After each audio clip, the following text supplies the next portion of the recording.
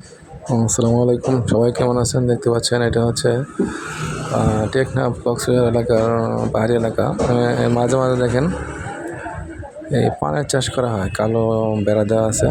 এগুলো হচ্ছে মানে ভিতরে চারপাশে ঢাকা পলিথিন দিয়ে, যাতে রোদ না লাগে।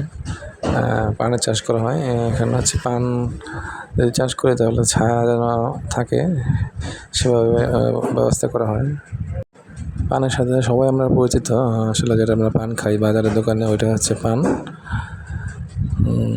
এখানে আমরা অবশ্য গেছিলাম একটা জিনিস খুঁজতে, আসামি ধরতে গেছিলাম। দেখি যে এখানে পানের চাষ করা হয়। ঘুরতে ঘুরতে এবারে মনে হলো যে ভিডিওটা করি। দেখেন জুম করা আছে। এটা হচ্ছে ওইদিকে ওই পান চাষ করে অনেক টাকা উপার্জন করে। এখানে যে জমিগুলো আছে আসলে এগুলো খাস জমি, মানে ফরেস্ট অফিস থেকে মানে চুক্তি নেওয়া হয়, কোনো রেকর্ড করার জমি না। তো আশা করি সবাই দেখছেন, ভালো লাগলে লাইক দিবেন অবশ্যই।